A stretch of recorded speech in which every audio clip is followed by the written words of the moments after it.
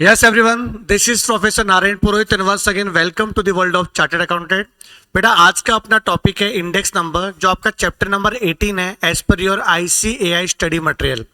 इसका हम लोग वेटेज की बात करेंगे ना, तो ये टोटल 5 मार्क्स के लिए एग्जाम में आ रहा है ऑन एन एवरेज. कभी 4 मार्क्स के लिए भी आ गया, लेकिन इसका 5 मार्क्स समझ के चलो. और जो 5 क्वेश्चन है ना, 5 क्वेश्चन वो बहुत ही सिंपल आते हैं इसमें इंडेक्स नंबर में. इंडेक्स नंबर जो नॉन मैथ स्टूडेंट्स है उन्होंने भी इकोनॉमिक्स में पढ़ा रहेगा 12th में आई थिंक, ठीक है. और 12th में आपका इंडेक्स नंबर मैथ्स 2 में भी था चैप्टर, तो उसमें अपन ने पूरा फॉर्मूला बेस किया था. अब यहाँ पे फॉर्मूला के साथ साथ थ्योरी भी बहुत सारी पढ़नी है. क्या है इंडेक्स नंबर? क्योंकि तो स्टैटिस्टिक्स में थ्योरी ज्यादा आता है. आपने इतने सारे चैप्टर्स किए स्टेट्स में, तो थ्योरी वाला कंपोनेंट ज्यादा रहेगा, तो उस थ्योरी पे ज्यादा फोकस करना है अपने को. अब इंडेक्स नंबर होता क्या है? क्या होता है इंडेक्स नंबर? महंगाई को मेजरमेंट करने का एक टूल होता है, ठीक है. इंडाइसेस होता है ये, जिससे आप मेजर कर सकते हैं कि भाई अभी महंगाई बढ़ रही है कि कम हो रही है. इन्फ्लेशन डिफ्लेशन वगैरह जो देखना रहेगा, तो इंडेक्स नंबर एक काम आएगा अपने को. इसका मीनिंग क्या लिखा है देखो यहाँ पे. It indicates the relative change, comparatively change in the price, quantity, value expressed in percentage. Price relative का फॉर्मूला है P1 अपॉन P0 इंटू 100. अब ये प्राइस रिलेटिव क्या होता है? ये इंडेक्स नंबर का बेसिक फॉर्मूला है. P1 का मतलब होता है करंट ईयर का प्राइस और P0 का मतलब होता है बेस ईयर का प्राइस. हम ऐसा कब बोलते हैं कि महंगाई बढ़ गई है? जब आप पिछले साल से कंपेयर करोगे, तो पुराने जमाने से कंपेयर करेंगे तो हमारे जमाने में ये होता था, आज के जमाने में ये हो रहा है. तो आपको बेस ईयर से कंपेयर करना पड़ता है. तो जिससे आप कंपैरिजन कर रहे हो वो बेस ईयर है. और किसके लिए इंडेक्स ढूंढ रहे हो? करंट ईयर के लिए. तो प्राइस रिलेटिव का फॉर्मूला है P1 अपन P0 इंटू 100, जो आपका बहुत ही बेसिक फॉर्मूला है जो आपको दिमाग में रखना है. और इसी के थ्रू बहुत सारे फॉर्मूले बने हैं. जितने ही मैं फॉर्मूले आपको भी सिखाऊंगा ना आगे, वो अपन इसी से बनाएंगे. P1 ऊपर रहेगा और P0 नीचे रहेगा. ये तो फिक्स पोजीशन रहेगी, ये चेंज होने वाली नहीं है. तो P1 अपॉन P0 इंटू 100 ये है आपका प्राइस रिलेटिव. अब इसके आगे P1 का मतलब मैंने क्या लिखा है? Current year price. और P0 का मतलब क्या लिखा है? Base year price. अंडरस्टूड यहां तक? अब इसका प्रॉपर्टी देखना, प्रॉपर्टी देखना. ये क्यों पढ़ रहे हैं अपन इंडेक्स नंबर? सबसे पहले जो ना थ्योरी बहुत है इसके अंदर, और इसके बाहर का कुछ आने वाला नहीं है. बहुत ही अच्छे से नोट्स बनाया गया है मैंने इंडेक्स नंबर का. सबसे पहला part, it is measure of relative percentage change. Relative percentage change in the value of variable. तो एक वेरिएबल लेना पड़ता है. समझो वो प्राइस ले लो या फिर डिमांड ले लो, ठीक है ना. किसी कमोडिटी का डिमांड भी चेंज होते रहता है टाइम टू टाइम. तो जो आप वेरिएबल ले रहे हो, उस वेरिएबल में कितना रिलेटिव चेंजेस हो रहे हैं, उसको हम लोग क्या बोलेंगे? अच्छा, चेंजेस में ना अपन एक और पढ़ा था, पता है? एक चैप्टर नंबर 14 पढ़ा था I think, measures of centre tendency and dispersion. तो डिस्पर्जन में भी क्या था आपका? चेंजेस. वहां भी था देखो, एब्सोल्यूट चेंजेस, रिलेटिव चेंजेस. तो रिलेटिव का मतलब होता है comparatively, when we are comparing to और मोर सीरीज, तो रिलेटिव आता है. जब एक ही सीरीज है तो एब्सोल्यूट आता है. तो एब्सोल्यूट एंड रिलेटिव वही वाला रिलेटिव है. तो रिलेटिव परसेंटेज चेंज ये आपका स्पेशल टाइप ऑफ एवरेज होता है. क्या ये आपका स्पेशल टाइप ऑफ एवरेज? देखो एमसीक्यू में आता है ना कि 4 में से कौन ट्रू है कौन फॉल्स है, तो उसमें काम आएगा ये पूरे wording. It is a weighted average. ये क्या होता है? Weighted average. बेस ईयर जो आप ले रहे हो ना, बेस ईयर पुराना जमाना ले रहे हैं अपन, वो बेस ईयर आपका नॉर्मल ईयर होना चाहिए. इसका मतलब क्या है बताओ मुझे? पॉइंट नंबर डी का मतलब क्या हो समझाओ. चलो डी का मतलब समझाओ क्या है. हम्म. तूफान आ गया, अर्थक्वेक आ गया, वर्ल्ड वॉर चल रहा है, उससे आप कंपेयर कर रहे हो. अरे अब तो आज हालत बहुत ही अच्छा है, वो टाइम तो वर्ल्ड वॉर चल रहा था, उससे क्या कंपेयर कर रहे हो? अब आप 2020 को कंपेयर कर रहे हो. 2020 में रिलायंस के प्राइस का, रिलायंस शेयर है ना, उसका प्राइस चल रहा था 900 रुपए, वही ना, एनएससी में, सेबी में. जो आपका रिलायंस का जो स्टॉक है, उस रिलायंस के एक शेयर का प्राइस चल रहा था कितना, कितना बोला मैंने, 900 रुपए। और उसके बाद जैसे ही 2022 आया या 2023 आया, तब चला गया 2000। तो उससे कंपेयर मत करना, इतना चलो रिलायंस पे इतना मूवमेंट करे, वो टाइम में सब जगह डाउन चल रहा था कि कोविड था, वो टाइम पे कोविड था। अब कोविड वाला ईयर आप ले रहे हो, वो तो एब नॉर्मल ईयर है, उससे क्या कंपेयर कर रहे हो। तो जो आप बेस ईयर ले रहे हो वो नॉर्मल होना चाहिए। समझ में आ रहा है कि नहीं आ रहा है? Base year should be normal. Base year index is always assume to be 100। नहीं दिया इंडेक्स बेस ईयर का तो क्या समझने का, 100। उसके बाद the value at the base time period serve as a standard point of comparison. जो आप है ना बेस ईयर लेते हो, वो आपका स्टैंडर्ड पॉइंट ऑफ कंपैरिजन होता है कि उसी से कंपेयर किया जाता है। वो क्वेश्चन में दिया रहेगा किसको बेस ईयर लेना है। अगर क्वेश्चन में नहीं दिया हुआ है तो जब से स्मॉलेस्ट ईयर होता है ना, पुराना ईयर, उसको अपन क्या लेते हैं, बेस ईयर। उससे होता है कंपैरिजन, वो आपका स्टैंडर्ड पॉइंट ऑफ कंपैरिजन होता है। और क्या ये बेस ईयर जो आप ले रहे हो, क्या ये परमानेंट सॉल्यूशन है कि टेम्पररी सॉल्यूशन है? क्या बेस ईयर चेंज होता है कि सेम ही रहता है? समझो मैं पैदा हुआ था 1990 में, ठीक है। अब क्या मैं अपना जो बेस ईयर 1990 मानूंगा? जैसे मैं आगे बढ़ूंगा बेस ईयर 1990 मानते रहूंगा मैं? क्या चेंज भी होता है बेस ईयर? बेटा time to time base year change करना पड़ता है। एक चैप्टर आएगा आपको सीए इंटर में, कैपिटल गेन करके, इनकम फ्रॉम कैपिटल गेन। उसमें क्या होता है, समझो मैंने असेट्स खरीदा और फिर बेचा, तो गवर्नमेंट को टैक्स भरना पड़ता है। अगर प्रॉफिट हुआ तो उसको बोलते हैं कैपिटल गेन। तो समझो मैंने घर खरीदा था 2000 में, ईयर 2000 में, और उसको बेचा 2025 में। अब मैंने परचेस किया था घर 20 लाख रुपए में और उसको बेचा समझो आज 3 करोड़ रुपए में। तो प्रॉफिट कैसे निकालते हो, 3 crore selling price and 20 lakh purchase price. 3 crore minus 20 lakh मतलब 2 करोड़ 80 लाख। पहला टैक्स भर दोगे, बर्बाद हो जाओगे। तो हम क्या बोलते गवर्नमेंट को कि गवर्नमेंट 2000 वाले को आप 2025 से कैसे कंपेयर कर सकते हो? हमने खरीदा था कब, 2000 में, आज 2025 चल रहा है, तो उसका 2025 में क्या वैल्यूएशन हो रहा है उससे कंपेयर करेंगे ना अपन। वो टाइम में तो महंगाई भी कम थी, वो टाइम के 20 लाख को आप आज के कैसे कंपेयर कर सकते हो? तो ये कैपिटल गेन में इंडेक्स यूज किया जाता है, उसको भी करंट ईयर में कन्वर्ट करना पड़ता है अपना, क्या चल रहा है। तो हम लोग जब पढ़ रहे थे ना सी इंटर में, तब हमारे लिए 1990 इज द बेस ईयर था। फिर जब बच्चे आए नेक्स्ट, फिर उनके लिए 2000 बेस ईयर हुआ। अब आप लोग जब पढ़ोगे, अभी आप 2025 चल रहा है ना, तो आपके लिए 2011 बेस ईयर लेंगे, लो देख लेना कैपिटल गेन में। तो चेंज होते रहता है अपना बेस ईयर। तो बेस ईयर आपका परमानेंट सॉल्यूशन नहीं होता, ये टेम्पररी सॉल्यूशन होता है। ठीक है, आगे लिखा भी रहेगा, देखो जी वाला point, the choice of suitable base period is not a best temporary solution. समझे, बेस पीरियड चेंज करते रहना चाहिए बेटा। आए समझ में? Theoretically, geometric mean is the best average in the construction of index number. Index number बनाने में ज्योमेट्रिक मीन है ना, वो बेस्ट होता है। बट प्रैक्टिकली है ना, प्रैक्टिकली एएम हम यूज करते हैं, अरिथमेटिक मीन यूज करते हैं। ये बहुत बार आता है आपके एग्जाम में, तो याद रखना कि थ्योरेटिकली क्या होता है, ज्योमेट्रिक मीन बेस्ट होता है। क्योंकि ये वेटेड एवरेज होता है ना, वेटेड एवरेज, इट इज लिखा it is a weighted average. तो थ्योरेटिकली थ्योरी में अपन ज्योमेट्रिक मीन को बेस्ट समझते हैं while construction of the index number. But reality in practical हम क्या करते हैं, एएम यूज करते हैं। ये इतने पॉइंट है जो आपके थ्योरी में बहुत ज्यादा काम आने वाले हैं बेटा, बहुत ज्यादा काम आने वाले। तो फटाफट से एक बार इतना लिख लो आप, फिर आगे बढ़ते हैं हम लोग।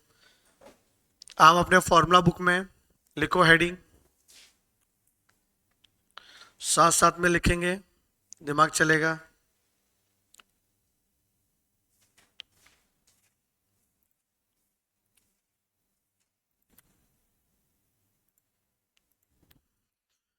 ओके, तो यहां पे काम करो आप लोग, ये पूरा जो थ्योरी है यहाँ तक, ठीक है, उसको कॉपी कर लेना अच्छे से, स्क्रीनशॉट ले लेना। अब हम लोग क्या करते हैं कि इसके बेस पे कौन कौन से क्वेश्चन आपके मॉड्यूल में हैं वो एक बार देख लेते हैं। तो मॉड्यूल में आ जाओ आप लोग।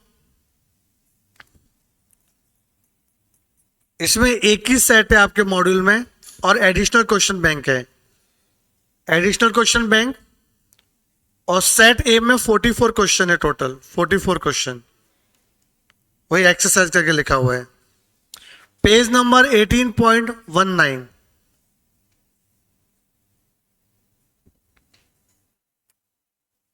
तो थ्योरी क्वेश्चन कैसे आ रहा है, page number 18.19, question number 1, a series of numerical figures which show the relative position। जो रिलेटिव परसेंटेज चेंज होता है, रिलेटिव पोजीशन होता है, उसको क्या बोलते हैं, index number. Clear? Index number for the base period is always taken as 100। तीसरा, dashed play a very important part, important role in the construction of index number. तो क्या आएगा, वेट। ये वेटेड एवरेज होता है ना, तो वेट बहुत ही इंपॉर्टेंट रोल अदा करता है while construction of index number. उसके बाद में dashed is particularly suitable for the construction of index number. तो कौन सुटेबल होता है, जीएम, बट प्रैक्टिकली यूज क्या करते हैं, एएम। समझे? तो ये थ्योरी में अपना ज्योमेट्रिक मीन ज्यादा यूज करते हैं हम लोग। उसके बाद रुको, इसके बाद आप है ना इसमें आ जाओ, पहले रुको ये वाला, हाँ, प्राइस रिलेटिव का कुछ फॉर्मूला बताया था मैंने। प्राइस रिलेटिव का फॉर्मूला क्या था, P1 अपॉन P0 इंटू 100। तो P1 मतलब price in the given year और P0 मतलब price in the base year into 100। Option A. Clear? उसके बाद ये सब कराऊंगा तब उसके सम सॉल्व करेंगे, ठीक है ना। ये सब कॉन्सेप्ट पेंडिंग है अपने, जितना पढ़ा वहां तक पहले देख लो ना। 16, the value at the base time period serve as the standard point of comparison. Prove अभी लिखा है अपन ने, जो आपका बेस टाइम पीरियड है वो आपका स्टैंडर्ड पॉइंट ऑफ कंपैरिजन है। रुको, उसके बाद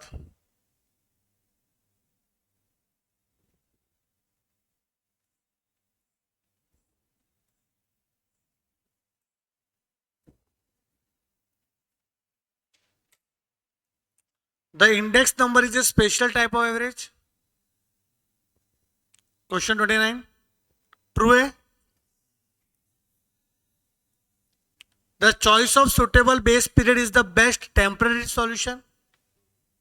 ट्रू, टेम्पररी सॉल्यूशन है।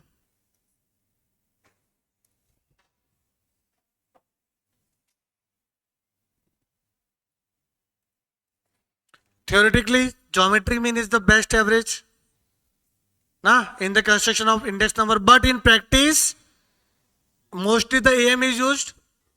True. समझ रहे हैं ना आपको ये? तो उसका मैंने समरी लिखा दिया पूरा, था कि अच्छा गिरेगा ना आपको, एक ही बार भी पढ़ लोगे तो काम हो जाएगा। अरे क्लियर है यहाँ तक आपको? ये पूरा नोट्स आप अच्छे से पढ़ लेना।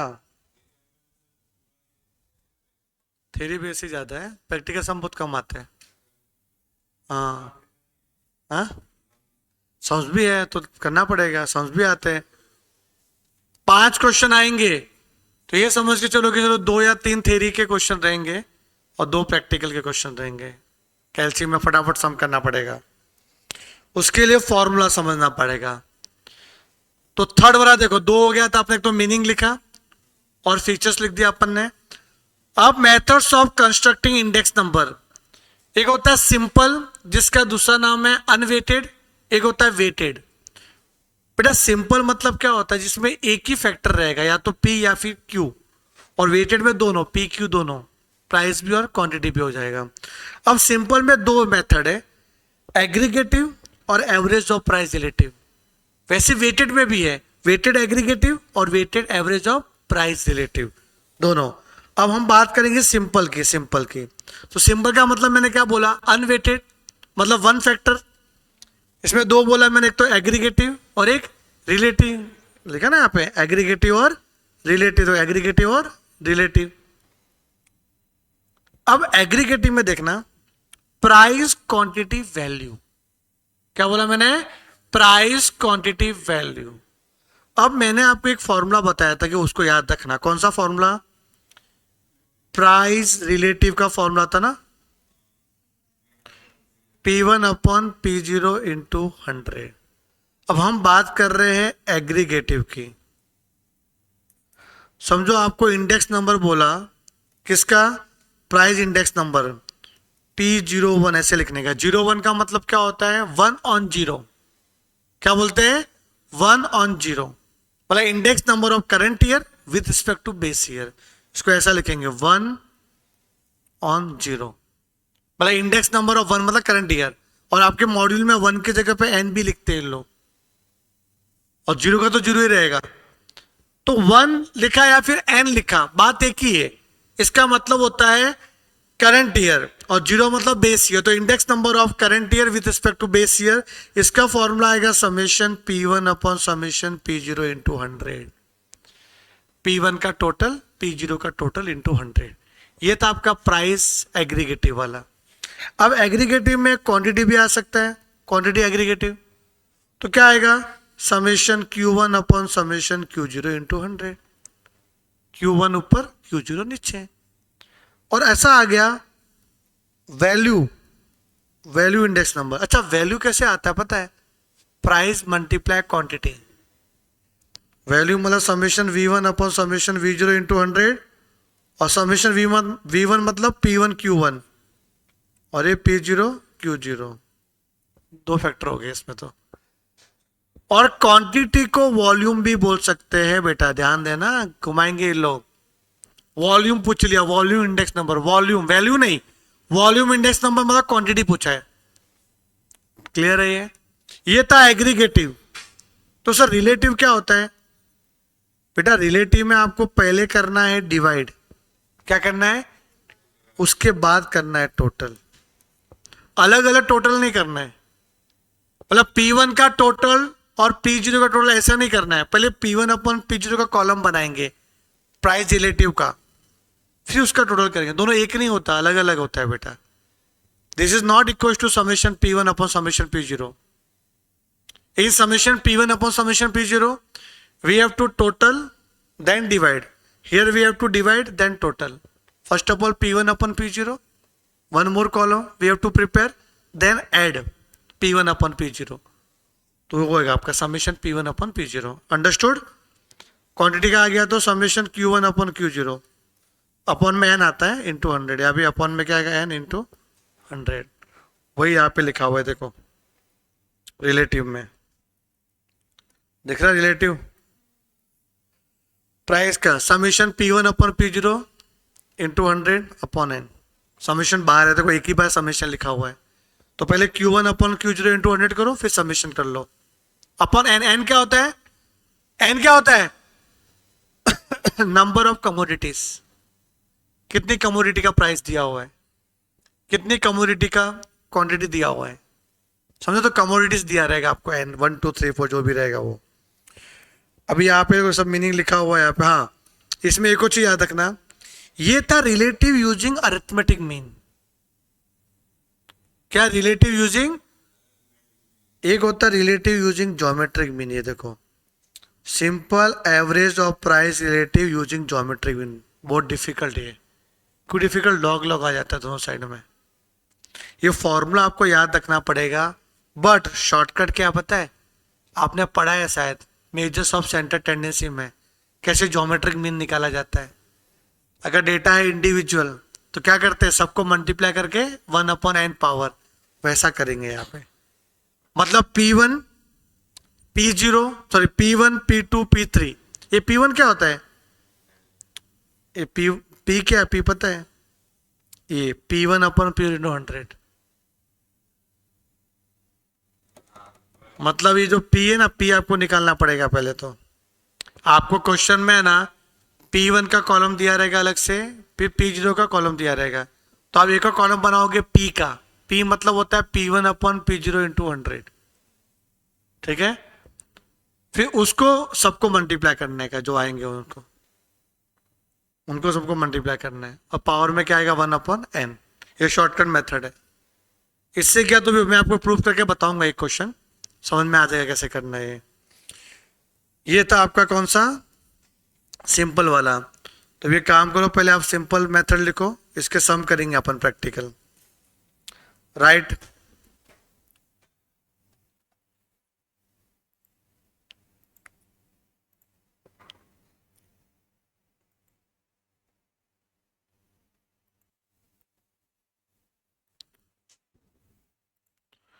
Okay.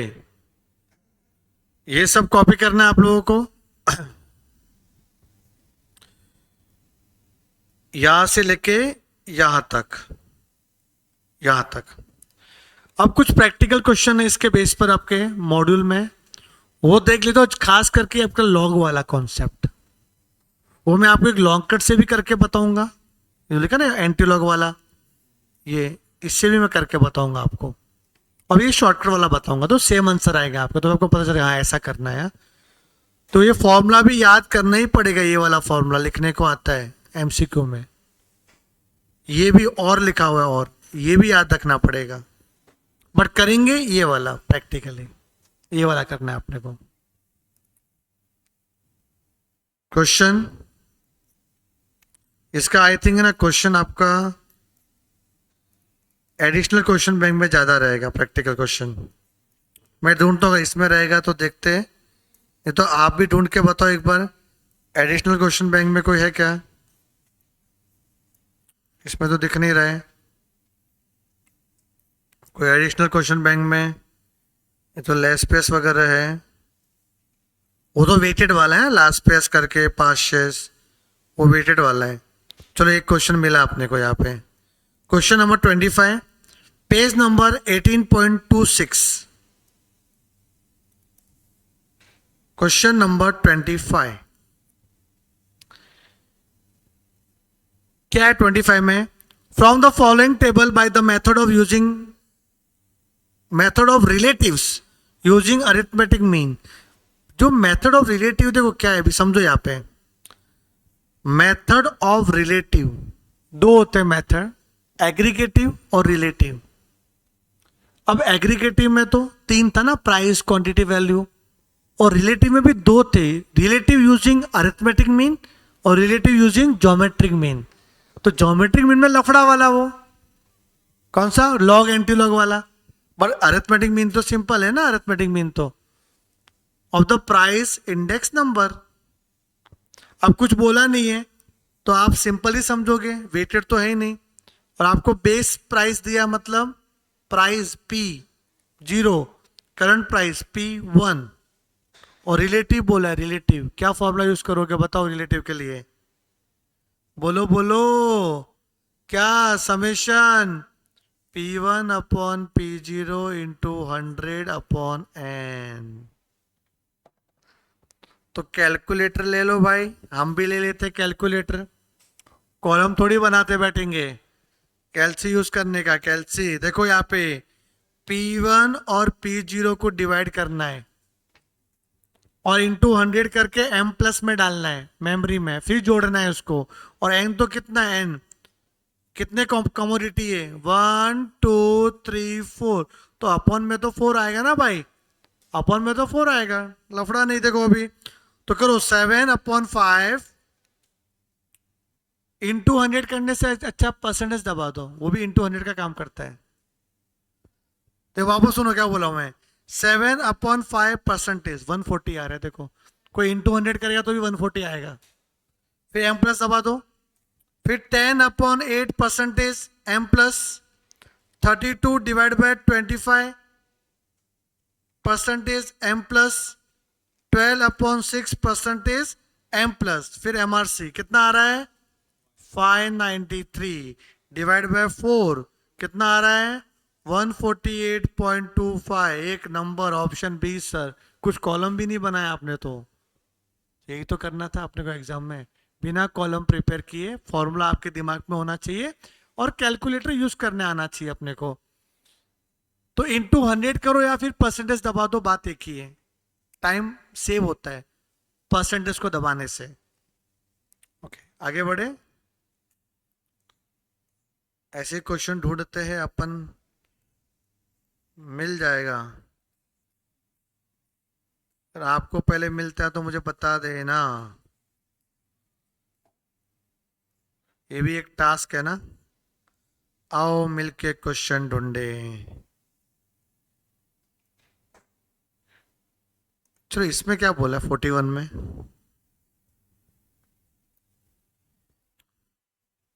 Nineteen 66 as base year किधर है? जब पता ही नहीं क्वांटिटी वैल्यू क्या दिया, ठीक है, तो ईयर दिए नहीं थे। चलो आगे। The price per unit of commodity A in 1966। ये सारा डेटा 1966 का ही है, मतलब 1966 में ना 4 कमोडिटी है, ए बी सी डी, और ये उसकी क्वांटिटी यूनिट दी हुई है, 100 यूनिट, 80 यूनिट, और ये वैल्यू दिया हुआ है 500 रुपए, 320 रुपए, ऐसा ऐसा। अब क्या बोला आपने को, price per unit of commodity A. Commodity A का है ना, प्राइस पर यूनिट निकालना है। अश्विन भाई क्या आएगा? प्राइस पर यूनिट मतलब एक का भाव। तो कमोडिटी ए में टोटल क्वांटिटी कितना है? 100 यूनिट्स, और ये टोटल वैल्यू है, तो एक का भाव कितना आएगा? 500 अपन 100, 5 रुपए पर यूनिट। क्या क्वेश्चन पूछा है? कुछ नहीं, कंफ्यूज करते, गोली मारते, इतना डेटा दे दिया, कुछ करना ही नहीं था हमें। कमोडिटी सिर्फ एक ही बात हो रही है ना, एक कमोडिटी का बोला है, क्यों टोटल कर रहा हूं मैं सबका? कुछ मतलब नहीं टोटल करके, हमें सिर्फ कमोडिटी ए का चाहिए, एक का भाव, तो 500 अपन 100। कमोडिटी का बी का पूछा होता तो 320 अपन 80, 4 रुपए हो जाते हैं, समझे? तो ए का पूछा था, सिंपल था ये। देखने में डेंजर दिख रहा था पर ठीक है। 43 बताओगे आप मेरे को? वैल्यू इंडेक्स नंबर का फॉर्मूला यूज करना है।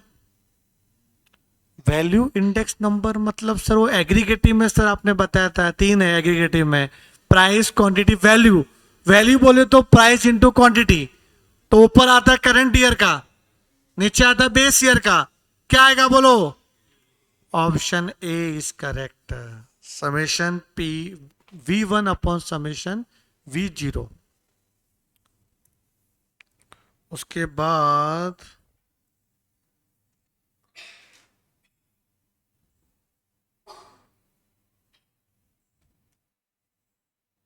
$52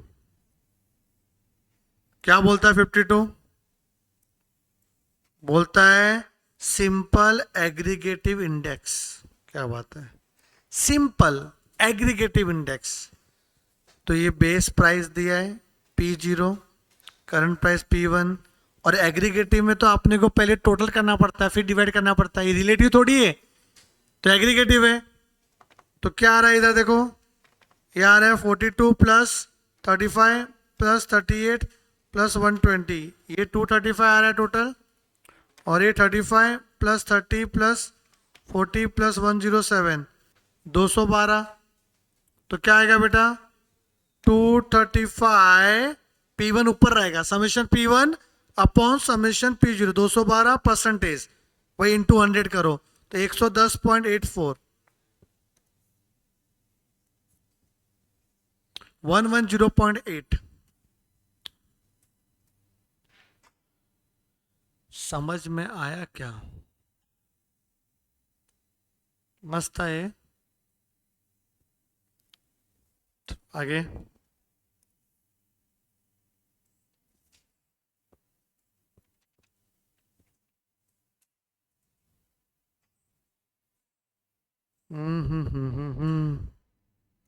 कौन सा करें? 66 पे आ गया सीधा। हाँ ये तो वेटेड था, ओके। आप आ गए हैं 66 पे, तो हमारा ये 62 ने क्या बिगाड़ा है? चलो 62,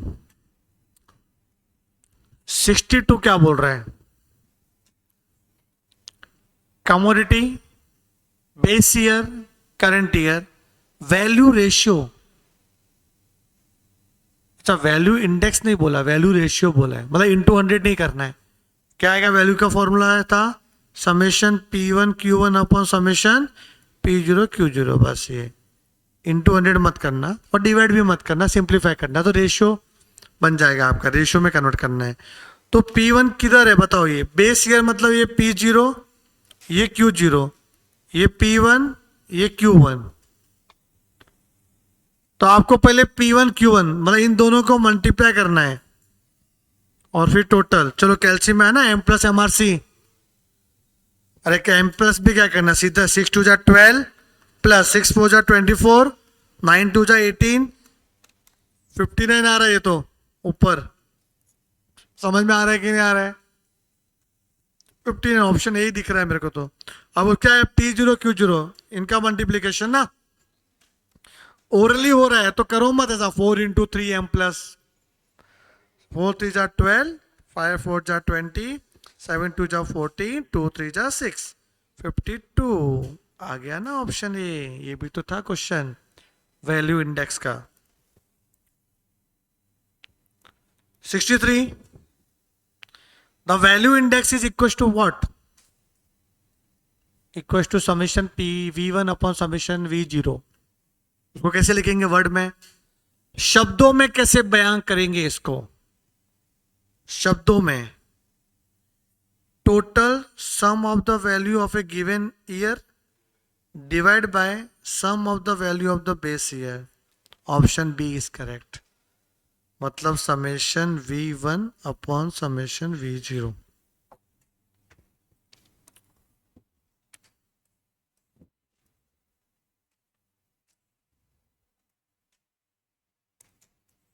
सिक्सटी सिक्स,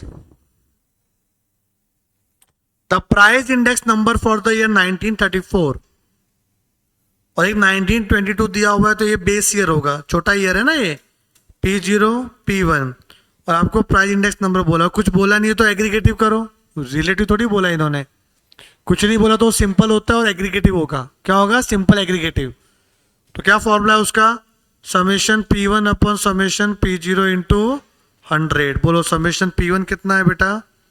P1 का टोटल 10 प्लस 2 प्लस 6 प्लस कितना 42, और समेशन P0 कितना होगा?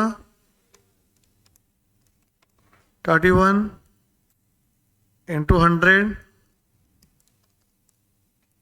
135 पॉइंट,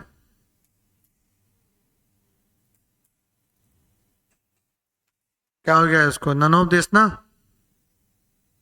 ठीक है, नन ऑफ दिस इसका आंसर आ जाएगा, नन ऑफ दिस। देखिए चेक कर सकते हो, आपका नन ऑफ दिस ही रहेगा ये।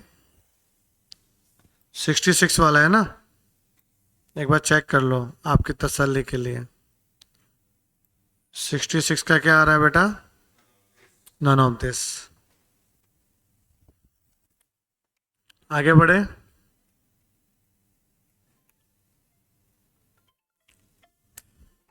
और ढूंढो कौन सा क्वेश्चन था।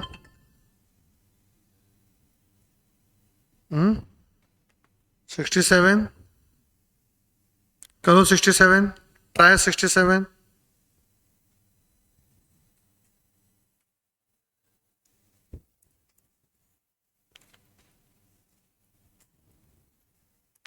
अनवेटेड ना, सिंपल है भी ना, ये 64 है तो ये P0 होगा, ये P1 होगा। जल्दी करो।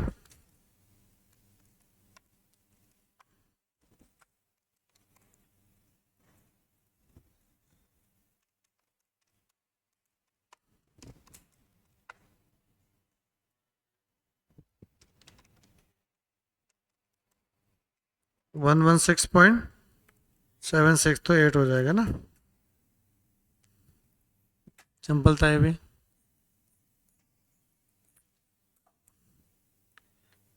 ये क्या है 70?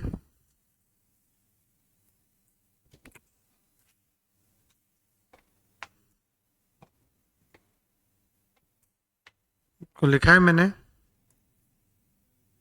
तो अलग लिखा था, मैं तो ये अलग लिखा है, ये तो यहाँ क्या लिखा है 70? बोलो क्या आएगा? याद करना पड़ेगा, price index number using geometric mean of relatives, B. इसको लिख लो आपके फॉर्मूला बुक में फटाफट, write in your formula book, जल्दी से आगे बढ़े।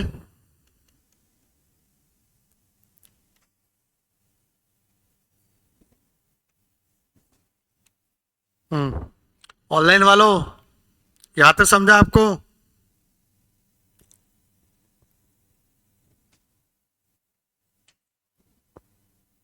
Yes sir, okay.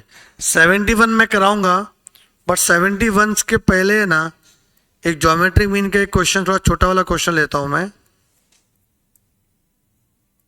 वो क्वेश्चन है अपना ज्योमेट्रिक मीन मेथड से, ये वाला 98। तो यूजिंग ज्योमेट्रिक मीन, अच्छा क्वेश्चन है बेटा 98 वाला question. From the following data index number from geometric mean method. Question number 98, इसको दो तरीके से अपन करेंगे।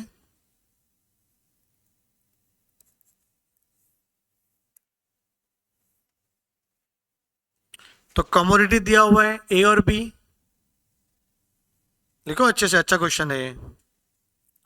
तो कमोडिटी ए और बी,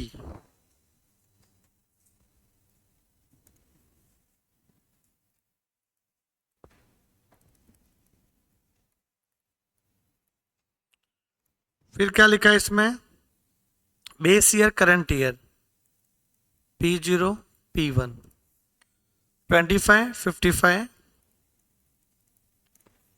30 एंड 45। देखो यहां पे ना ये वाला फॉर्मूला यूज करते हैं, anti log of summation log P1 upon P0 into 100 upon n। ये simple average of price relative, simple average of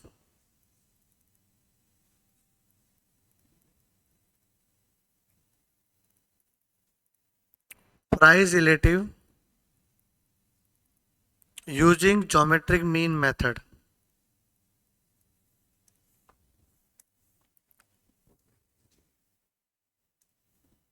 तो लिखते हैं इंडेक्स नंबर, जो इंडेक्स नंबर है उसका फॉर्मूला आएगा एंटी लॉग ऑफ क्या, समेशन लॉग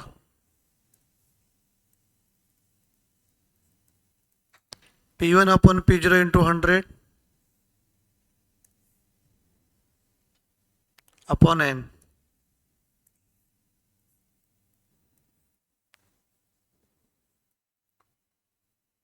मतलब log P1 upon P0 into 100। तो आपको पहले है ना P1 अपॉन P0 इंटू 100 निकालना पड़ेगा, ये वाला P1 अपॉन P0 इंटू 100 करे, ये वाला पार्ट करें अंदर का। तो P1 अपॉन P0 कितना है, P1 बेटा कम्युनिटी ए का 55 डिवाइड बाय 25 परसेंटेज 220 आ रहा है इधर, और 45 डिवाइड बाय 30 परसेंटेज कितना आ रहा है 150। इसी का लॉग निकालना है, इसको लॉग P लिख लो चाहिए तो, इस पूरे को अपन P लिख सकते हैं, इसको ऐसा भी लिख सकते थे फॉर्मूले को, anti log of summation log P upon n। और कैपिटल P का मतलब P1 अपॉन P0 इंटू 100, मतलब प्राइस रिलेटिव। P मतलब क्या, price relative, P1 upon P0 into 100।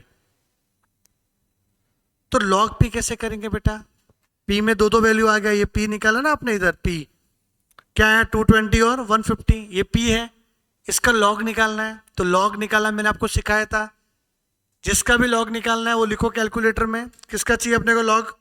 220 का। तो राइट इन कैलकुलेटर 220। अब ये लिखने के बाद आपको अंडर रूट प्रेस करना है कितना? 13 times. 1 2 3 4 5 6 7 8 9 10 11 12 13 under root 13 times. -1 into 3557 कितना आ रहा है? 2.3427। सिमिलरली 150 का लॉग, तो टेक 150 इन योर कैलकुलेटर।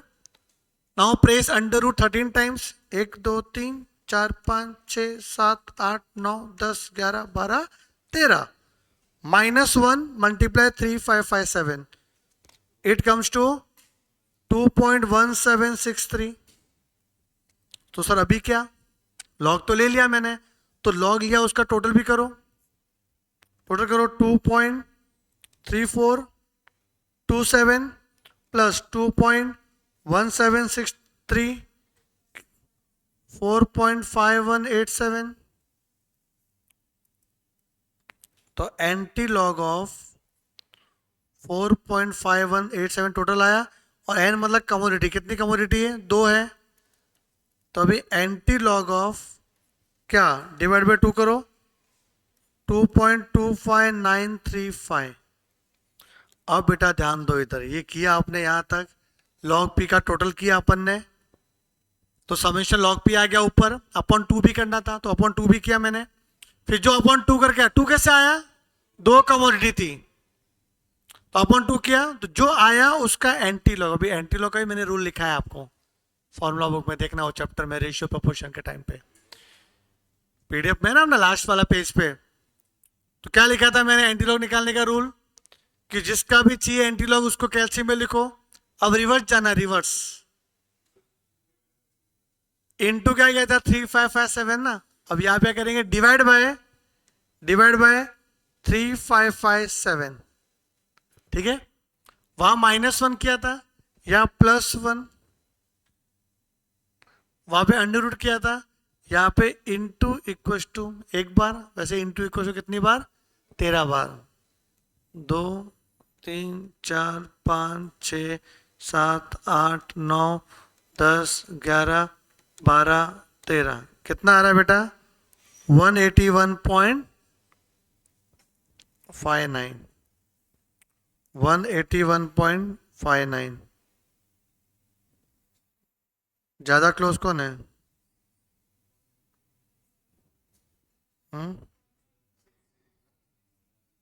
ज्यादा क्लोज कौन है? 660 है ना, ये ज्यादा क्लोज हो, ज्यादा दूर हो गया। तो ऑप्शन ए।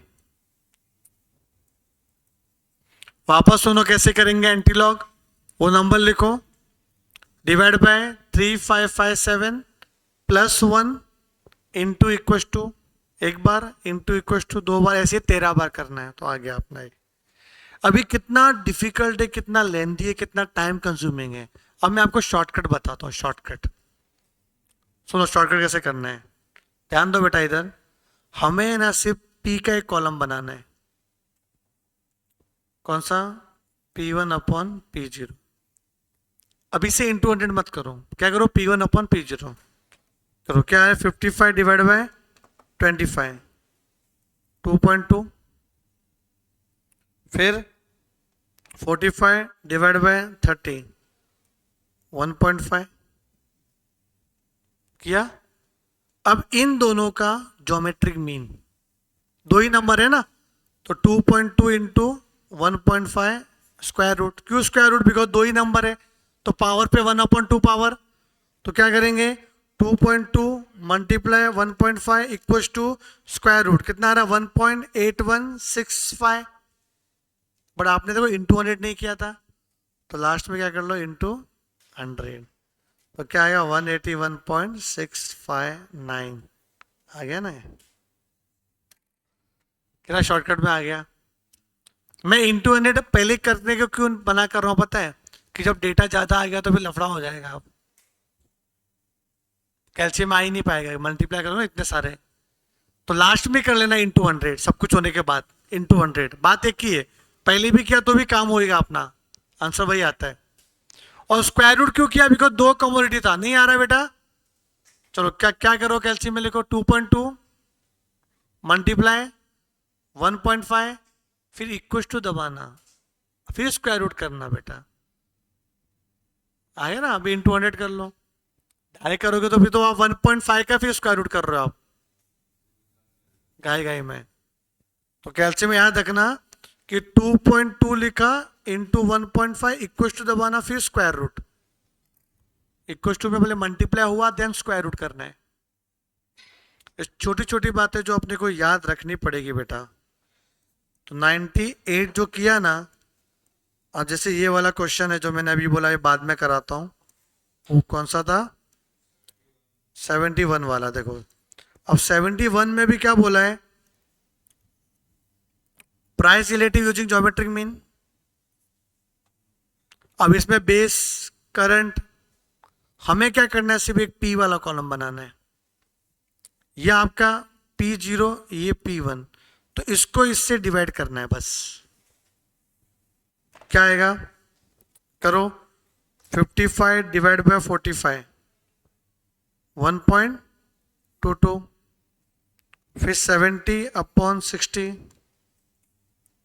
1.166, तो 17 कर लो, फिर 30 अपॉन 20, 1.5, 75 अपॉन 50, 1.5, 90 अपॉन 85, 1.0588, ठीक है ना? फिर क्या 130 अपॉन 120, 1.08। अब इन सबका मल्टीप्लाई,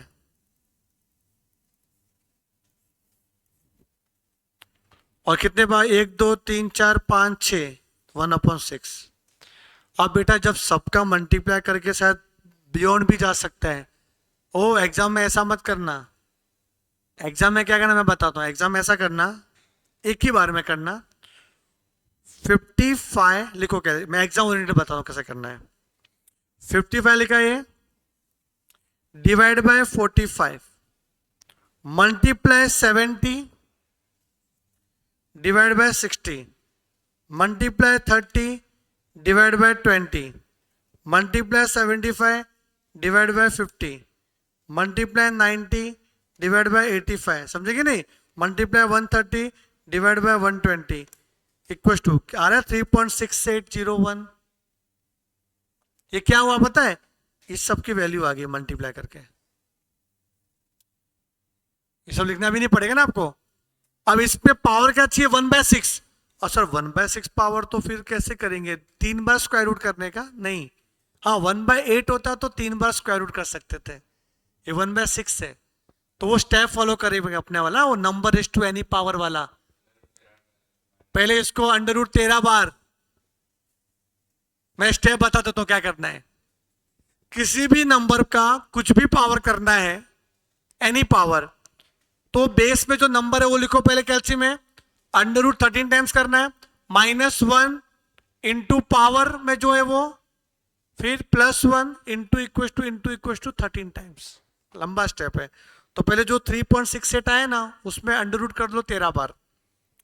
1 2 3 4 5 6 7 8 9 10 11 12 13, स्क्वायर रूट किया मैंने प्रेस 13 टाइम्स, फिर -1, फिर मल्टीप्लाई, पावर क्या है 1/6, फिर +1, फिर मल्टीप्लाई इक्वल टू 1 बार, 2 बार, 3 4 5 6 7 8 9 10 11 12 13, आ रहा है 1.24 समथिंग। जो आ रहा है उसमें इंटू 100 की, वो नहीं किया था आपने इंटू 100, तो कितना आ रहा है 124.2559, मतलब क्या है 3। हालत खराब हो जाएगी ये, लेकिन मैंने 1 मिनट के अंदर करके बताया आपको। वो समझाने में टाइम लगा लेकिन 1 मिनट के अंदर होता है ये ट्रिक फॉलो करोगे तो जो मैंने बताया आपको। समझ में आया कि नहीं? अच्छे अच्छे क्वेश्चन है, फॉर्मूला भी याद रखना है और ट्रिक के साथ सॉल्व भी करना है, दोनों साथ में चलना चाहिए अपना। और एक और नया फॉर्मूला आपने लिखा वो वाला 2+ वाला, अब कैसे हो ठीक है वो याद कर लो, जो मैं बोल रहा हूँ ब्लाइंडली याद कर लो, बस ज्यादा समझो मत कि कैसे आया, चलिए फॉर्मूला बना के बताओ। और मैंने एक प्रूफ भी तो किया, उस मेथड से किया तो भी सेम आंसर आ रहा था अपना, और इससे किया तो भी सेम आंसर आ रहा था। प्रूफ भी हो रहा है ना, दोनों सेम ही है। आगे बढ़े।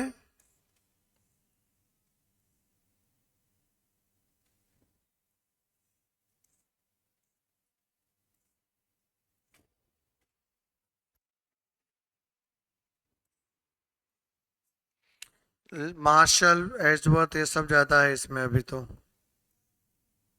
है?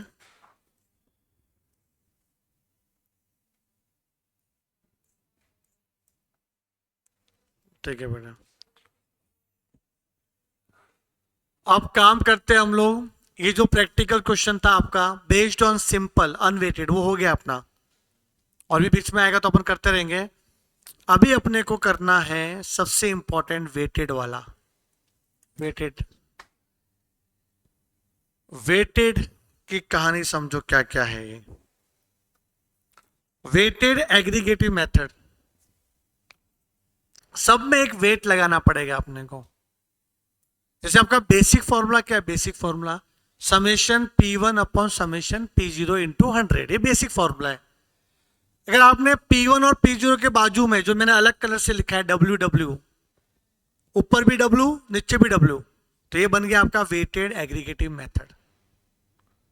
अब WW जो लिखा उसके जगह पे समझो आपने ले लिया Q0, क्या ले लिया, मतलब ऊपर भी Q0 नीचे भी Q0, मतलब बेस ईयर की क्वांटिटी। ये बन गया लेस्पेस का फॉर्मूला। लेस्पेस किसी बंदे का नाम है, इसको पता था कि मार्केट में है ना अपना नाम रोशन करने का अच्छा समय है, क्यों ना मैं कुछ आविष्कार करूं, मैं इंडेक्स नंबर का फॉर्मूला कंस्ट्रक्ट करूं, और कंस्ट्रक्शन करने के लिए वेट लेना पड़ेगा। अब वेट मैं ले लेता हूं बेस ईयर की क्वांटिटी को, तो अगर मैंने बेस ईयर की क्वांटिटी लिखा और एक नया फॉर्मूला निर्माण किया तो मेरा नाम हो गया लेस्पेस का। अब ये बात मालूम पड़ी पाशा को, पाशा भाई आया, पाशा भाई का बोला हम भी अपना नाम अमर करेंगे इतिहास में, सब अच्छे लोग अपने को पढ़ेंगे, इंडिया में पढ़ेंगे, फॉरेन में पढ़ेंगे, नेपाल में, भूटान में, सब जगह पढ़ेंगे। जो जो सीए कर रहा है वो सब पढ़ेगा अपने को, और जो सीए नहीं कर रहा है वो भी अपने को पढ़ेगा, इकोनॉमिक्स में पढ़ेगा, मैथ्स 2 में पढ़ेगा। तो हम भी एक वेट देंगे, और वो वेट क्या दिया उसने, करंट ईयर की क्वांटिटी Q1 तो फॉर्मूला भी याद हो गया ना कैसा, summation P1 Q1 upon summation P0 Q1, क्योंकि summation P1 upon summation P0 तो वो तो फिक्स है, वो चेंज नहीं होने वाला। दुनिया यहां से वहां हो जाए, समेशन P1 ऊपर रहेगा और समेशन P0 नीचे रहेगा। देखो जो ब्लू कलर से लिखा है मैंने, और जो अलग कलर यूज किया है मैंने उसमें चेंज हो रहा है। यह आ गया 500, भाई मजे मजे। अब ये बात पता चल गई, आग की तरफ फैल गई पूरे ब्रह्मांड में। फिर एक और बंदा आया, एक और बंदा आया, कौन, डॉर्बिस बाउली। अब डॉर्बिस बाउली आई, आई क्या आया पता नहीं, तो ये बाउली आई, इसने क्या सोचा पता है कि लेस्पेस का भी कुछ अपना आंसर निकलेगा, कि उसने बेस ईयर का क्वांटिटी लिया था। पाशे का भी अपना एक आंसर निकलेगा, उसने करंट ईयर की क्वांटिटी ली। क्यों ना मैं दोनों का एवरेज कर लूं, तो सिंपल एवरेज, क्या पता चलेगा लोगों को। एक नया फॉर्मूला बना देता हूं मैं। तो इसने क्या दोनों का सिंपल एवरेज निकाला, अरिथमेटिक मीन। क्या निकाला, अरिथमेटिक मीन, देखो, और नाम अपना रोशन कर दिया डॉर्बिस बाउली ने। तो बाउली बहुत चालाक थी, हाँ, Dorbish Bowley, Laspeyres plus Paasche divide by 2, arithmetic mean of Laspeyres and Paasche. अब आया फिशर, मछुआरा आया, मछुआरा तैरते तैरते आया, बोला हम भी नया फॉर्मूला बनाएंगे। हमें पता है कि अगर कोई अरिथमेटिक मीन कर सकता है तो कोई ज्योमेट्रिक मीन भी कर सकता है।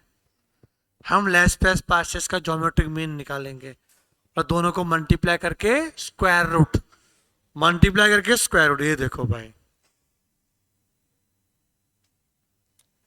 क्या फालतू में अपना नाम रोशन करके चले गए लोग। कोई भी इंडियन नाम नहीं दिख रहा ना, छोटे लाल हो गया, ब्रिज ब्रिज लाल हो गया, हाँ, निरहुआ, इंडेक्स नंबर कुछ नहीं है सर। कौन बनवा रहा है ये झाड़ू वाला इधर, उससे में लगता है पगार नहीं आएगा आज, 1 तारीख के लगता है, इसलिए सबको एहसास दिला रहा है झाड़ू वाला कि हम भी है। तो फिशर हो गया अपना। अब मार्केट में एक और बंदा आया, पता है क्या नाम था उसका? Marshall Edgeworth. क्या था? Martial Edgeworth. ये टेंशन में आ गया, लेट आया ना। ये सोचा कि मैं हार्मोनिक मीन करूं, लेकिन हार्मोनिक मीन तो फिर वो एवरेज स्पीड में काम आता है। हार्मोनिक मीन तो एवरेज स्पीड में काम होता है भाई, ये कैसे करेंगे? ये बोला मैं दोनों उठा लेता हूं, बेस ईयर की क्वांटिटी भी और करंट ईयर की क्वांटिटी भी, मतलब Q0 प्लस Q1। मतलब फॉर्मूला तो वही है, summation P1 upon summation P0।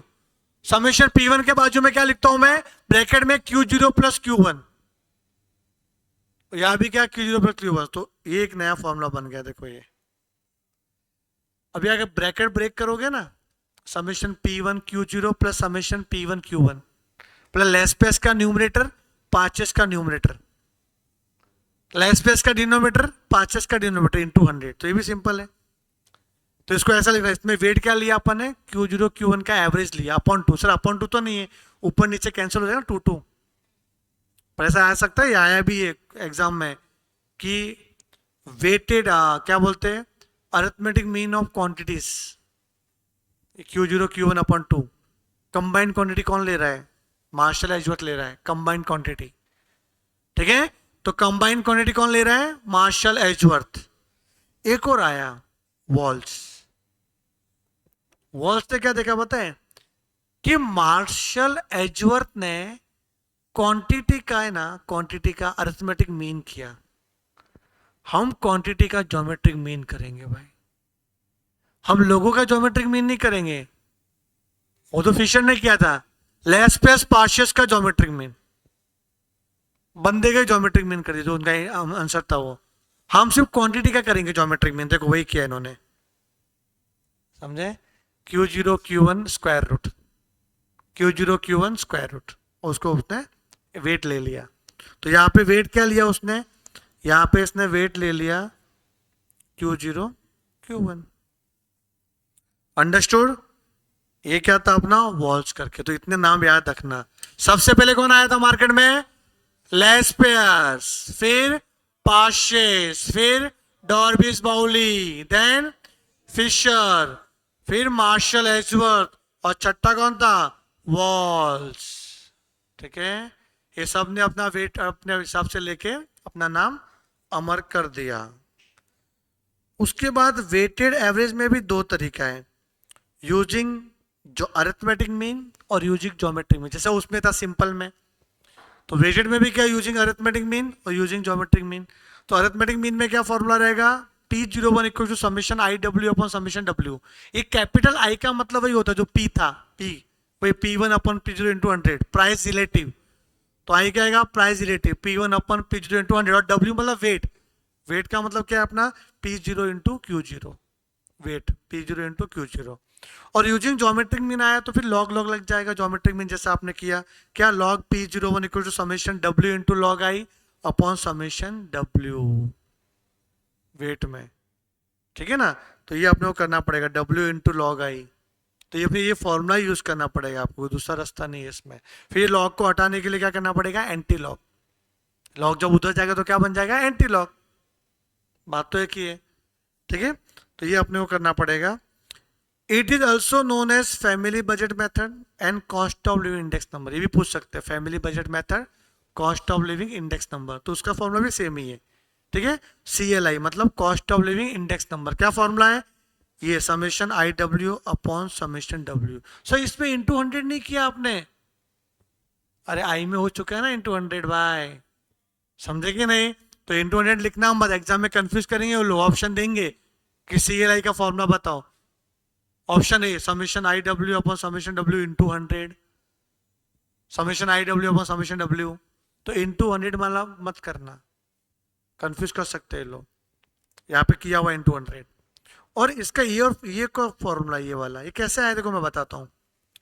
बेटा आई है ना, आई की वैल्यू क्या है बोला आई की value P1 upon P0 into 100, और W की वैल्यू क्या है P0 Q0 समेशन। W की वैल्यू क्या है P0 Q0, यहाँ मैं वैल्यू पुट कर लिया आई और W का। तो देखो ये P0 इससे कैंसिल हो गया, तो क्या बचा, देखो क्या बचा ऊपर P1 Q0 into 100 upon summation P0 Q0, आ गया ना ये वाला। और ये किसका था फॉर्मूला, लेस पेयर्स का, मतलब cost of living index number में लेस पेयर्स यूज होता है, ये भी हो सकता है ऑब्जेक्टिव में, हाँ लेस पेयर्स। यहां तक क्लियर है बेटा? चलो यहां तक फटाफट लिख लो आप अच्छे से, सोच समझ के कॉपी करो। कहां से चल रहा था हम ना, यहां से वेटेड एग्रीगेटिव मेथड से लिखो, कॉपी करो।